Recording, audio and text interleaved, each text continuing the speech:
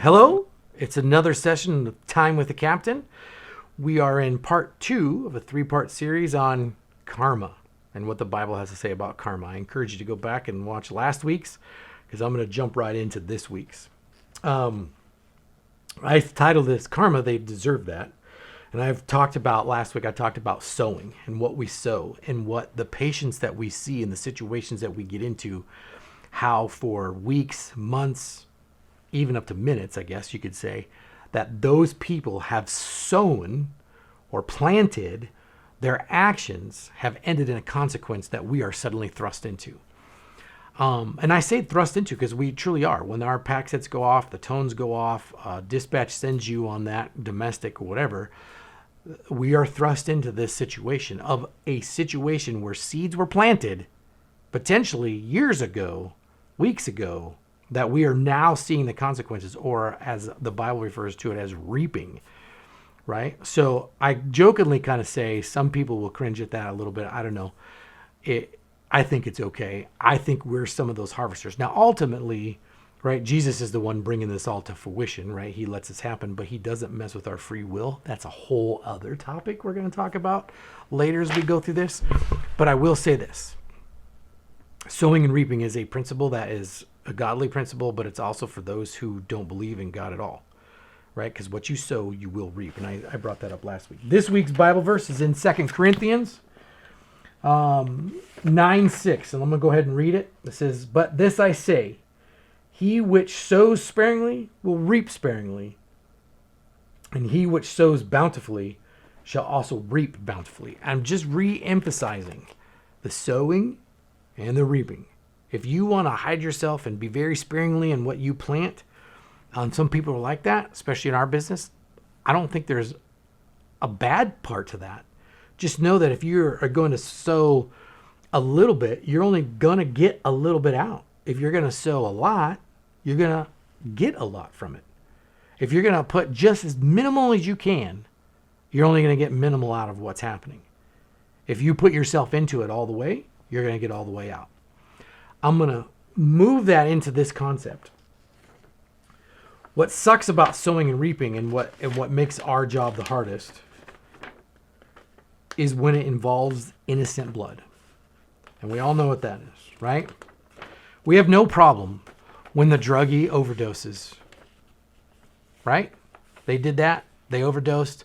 We justify that. I'm not saying it may be right. I don't know. I'm still dealing with that. But as a first responder, right? If you do drugs and you overdose, we all stand there and go, you know what?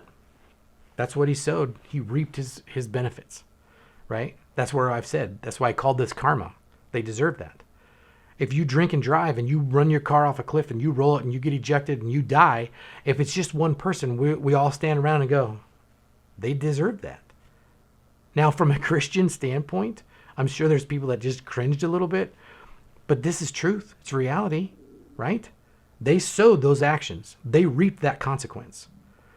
I'm not saying we should celebrate that at all. It's not what I'm saying. What I'm saying is, as first responders, we get put in these situations and we can easily justify and keep our emotions in check when we can go, yep, that person overdosed. They've been doing heroin. We've seen them 6 million times. Right? They were on meth. They ran in front of something. They've done all these crazy things. They rolled their car. They rejected. They didn't have their seatbelt on because they were drunk. We've seen these people before. We can justify those. We should never celebrate that because God wants to save everybody. Jesus came for everyone. It's his free gift for everyone. What makes it hard on our end, and it's something I got to try to address in these little 10-minute sessions, is when it takes out innocent people. And when it takes out innocent people, that's where the struggle comes in, because it's really hard to understand what that person was sowing, that drunk driving who hits that family and kills those kids and kills that mom. Those are the moments where we have to have that grace and mercy that I talk about. Those are the moments that we have to understand this concept that we did not sow, and we are only seeing what's been harvested by what that person's actions did. If you can begin to separate that a little bit and let Jesus' grace and mercy come into your life to help us in those times of need, this is where that concept comes in. In Proverbs 6, we flip to Proverbs real quick. It talks about this a little bit. And here's basically what it says. It's 6:17. It says, a proud look, a lying tongue, and hands that shed innocent blood, a heart that devises wicked imaginations, feet that be swift in running to mischief. These 6 things the Lord hates. Now I want to point out something first of all. It doesn't say the Lord hates these people. It says he hates those things. One of them is the shedding of innocent blood. That action, God hates that because he wants everybody to know him.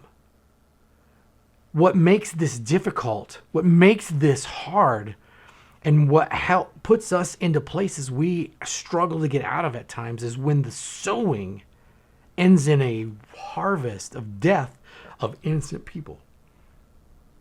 When the boyfriend beats the baby to death. When the drunk driver kills the family.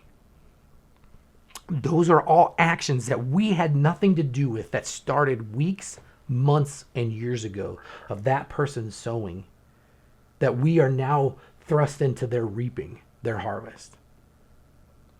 So how do we get out of that? How do we get through this? One is understanding this concept of sowing and reaping. I'm not a karma guy. Because it's not a gathering up of all of our states of existence. We have one state of existence. It's on this planet. It's right here. God has created us, put us on this planet for this moment.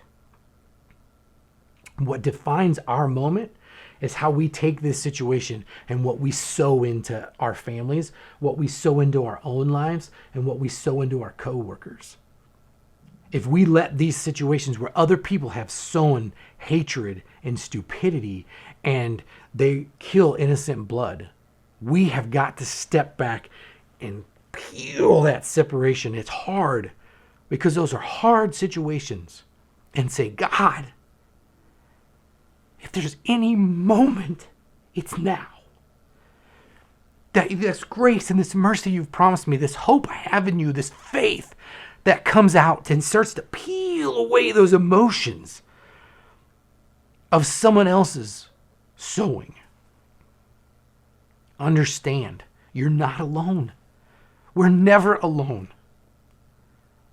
Because once you get to that place and you start sowing these seeds of doubt and you start sowing these thoughts in your head, the harvest of those have monumental repercussions in our world.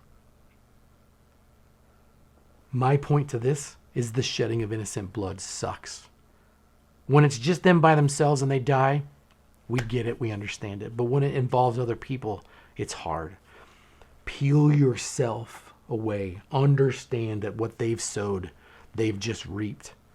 Pray for the innocent, but get help for yourself. Get help from God. Get help from counseling. Get help. Get out of those feelings, because those feelings and the thoughts that you sow, you're going to reap as well. It goes both ways. Go home. Be safe. Make a difference.